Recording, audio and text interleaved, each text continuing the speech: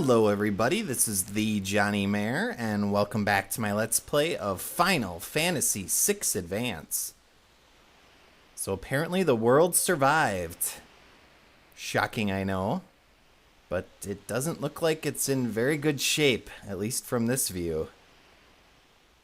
Water looks pretty dingy, and we're zooming in on this little island.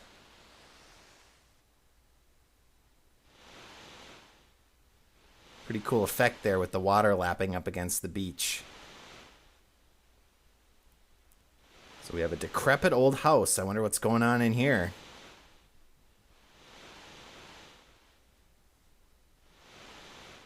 So we have a blonde-haired character.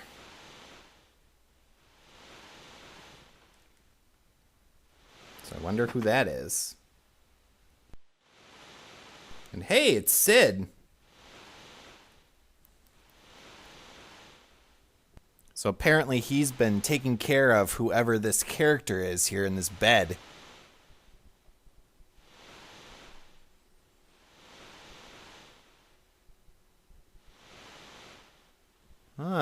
Looks like it's Celes.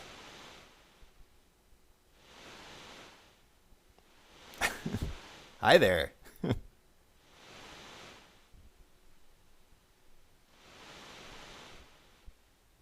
You haven't been doing unspeakable things to her, have you, Sid? No, probably not. 1 year? Jeez.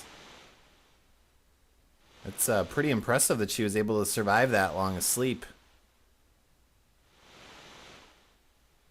A bit knackered.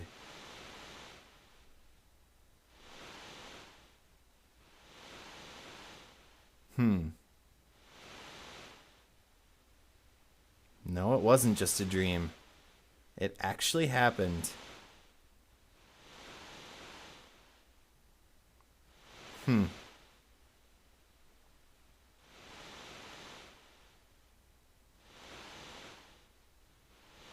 Jeez. Wow. Guess they felt pretty hopeless.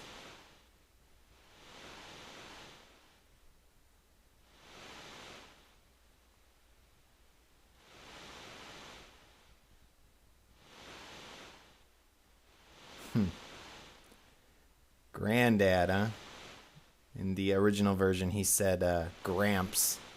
And he apparently is not doing so well. Jeez. I want to get that cough checked by somebody. Huh. So fish is all we got, huh? I would probably get sick of fish pretty quickly. I'm not a big fish fan. So now we have to take part in a little mini game. And basically you have to decide if you want Sid to survive or if you want him to die. And so you need to pick up and bring back to him some fish. And so head south to this beach and you'll see different fish swimming around. If you want to save him, you need to pick up the fish that are swimming around quicker than the other ones. So the healthy fish. And then grab as many as you can, go back into the house and feed them to him. And you can check your rare items to see what kind of fish you got. Now if you don't want him to survive, then you don't have to bring any fish back. Just keep going to the beach and back. And he'll eventually pass away, and you'll be able to tell by his little messages. So it's up to you. I kind of find it a pain to try to save him because it takes a really long time.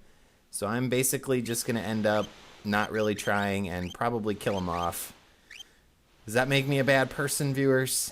Well, let's see. And I will cut ahead to when that has happened. So see you in a bit. So now I know that Sid is no longer alive because he didn't walk to the bed.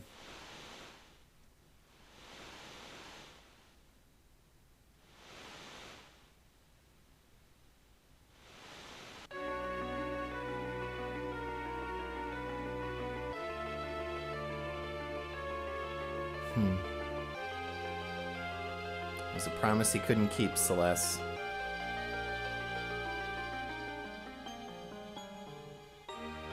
guess that's supposed to symbolize crying. Where are you going?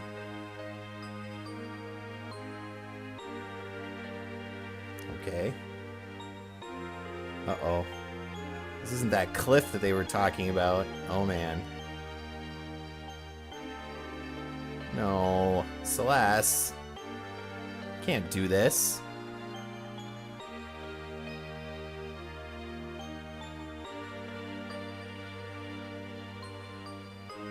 There's always hope.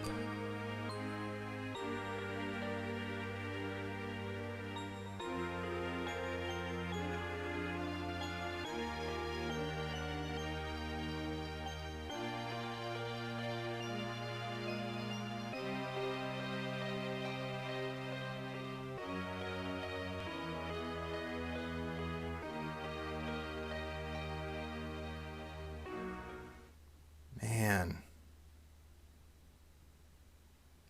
So now what?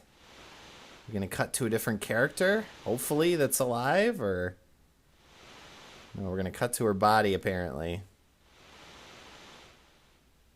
Face down in the surf. You know, you can drown in a couple inches of water, viewers. Bird has a bandana around it. That kind of looks familiar. On the original version, she said, "Did you nurse me back to health?" And I always thought, how the hell does a bird nurse you back to health? Huh. Yes, like the bird is going to tell you. Did you lose your mind, Celes?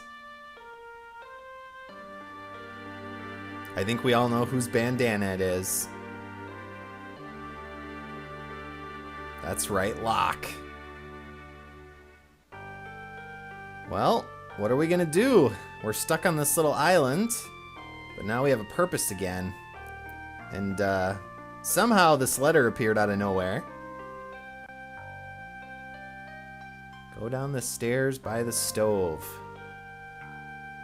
Okay, well, what's our road to freedom? An airship, maybe? No, a raft. Okay, well, I guess that's good enough. So I decided to let Cid die because basically I think that's the more powerful scene. If you actually save Cid, it doesn't really do much. He gets a little bit better. I'm sure he'd be proud of you, Celes. And he ends up staying alive then on the island, but it doesn't really affect anything else. You don't get any items, or it doesn't really change the storyline at all, so... Because of the powerful scene of Celes kind of flinging herself from the cliff, I felt it was a little bit more appropriate considering the despair of the world now that Kefka's kind of destroyed everything to show that scene.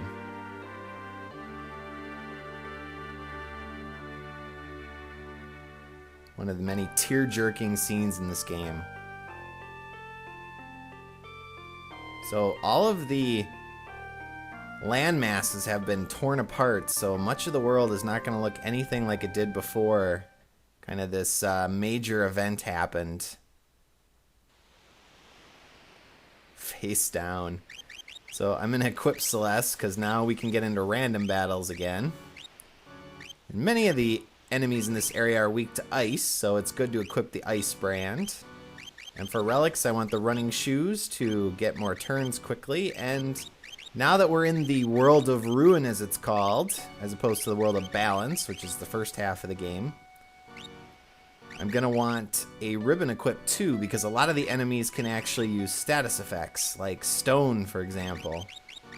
So they will petrify you, and when you're by yourself as Celes, if you're petrified, that's it. That's a game over. So let's avoid that. So I wonder what town this is over here. Ah, it's Albrook. No, I didn't see a tower. So apparently Kefka created a tower of some sort. No new items to buy. But let's check this town out and see if we can get any new information. I understand that. Huh. Yeah, he must have kind of this ultimate power gained from those warring statues. Wondrous days of plenty.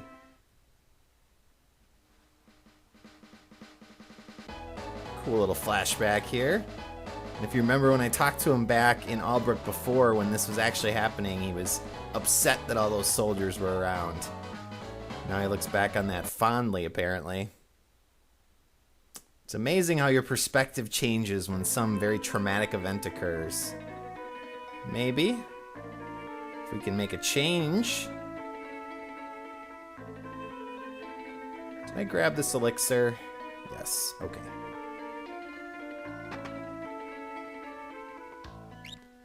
Any new relics?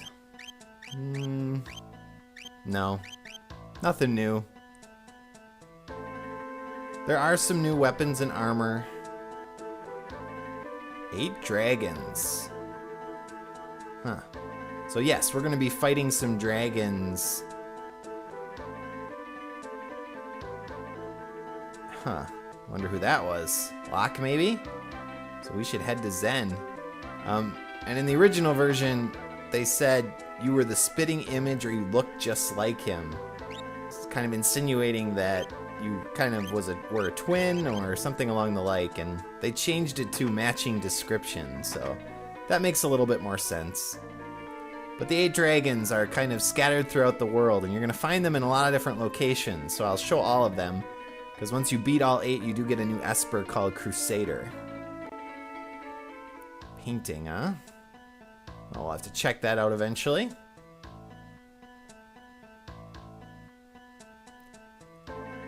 Huh. Humbaba, Death Gaze, and the Dragons. Humbaba used to be called Funbaba.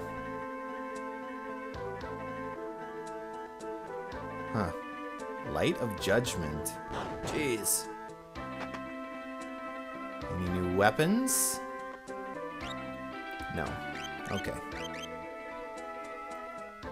And I always pronounced Fumbaba as Punaba for some reason in the original version.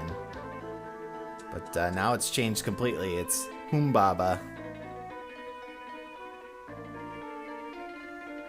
Martial artist. Well, I think we know who that is. Someone who looks like us and is a martial artist. Well, that must be Sabin. So I'm going to be skipping all the random battles here on the world map because I'm just with Celes, so I'll just be running from them. And here's the tower they were talking about. You can't actually enter that yet. We'll have to wait quite a while before we're able to do that.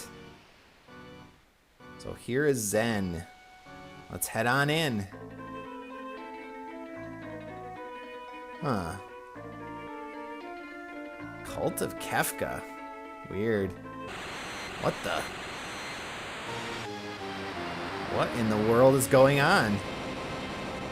Well, I'm going to heal here in the inn. You do get a free heal if you run in here.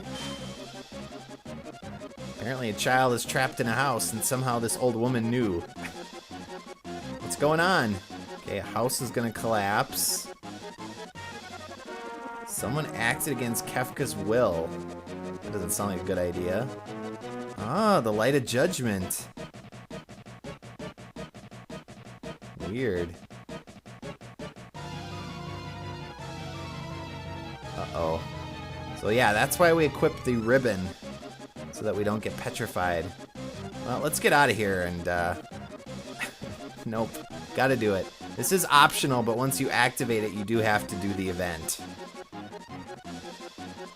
Looks like Sabin.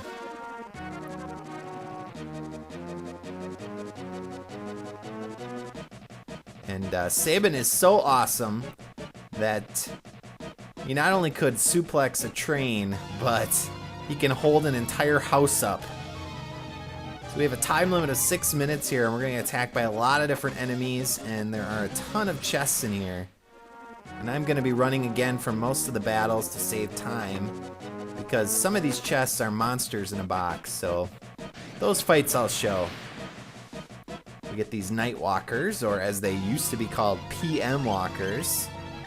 You get it? PM as in night. Very creative. So these guys are weak to fire, as you might expect.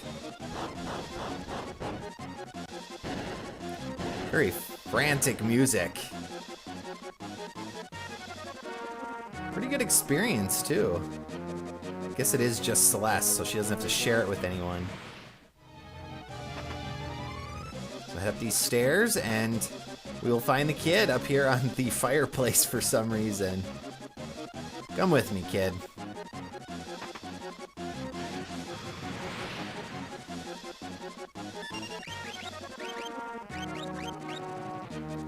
So this isn't too complicated. If you do choose to actually fight in all the battles, most of the enemies are weak to ice. And so what you can do is actually equip the ribbon, of course, to protect yourself against petrify. But if you have it, the black belt too, because Celes will automatically counterattack, and she can actually kill off a lot of enemies that way. The blood sword, the old drainer. So that'll recover HP and damage based on how much you do to the enemy. Jeez, this encounter rate is high. Come on, let's get out of here. Just a couple more chests. Ugh, if I ever get to them. Hyper wrist, useless. One more. Holy rod, sweet. All right, let's get out of here. One for the road. Made it. Hey, I had like 2.5 minutes left. Jeez. Well, luckily, she walked through those characters somehow. Luckily, we made it. Sabin, you're alive. I love this line coming up. Do you think a little thing like the end of the world would stop me?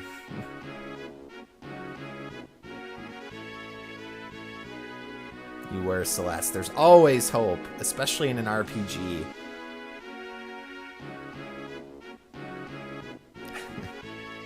If anyone can do it, you can, Sabin.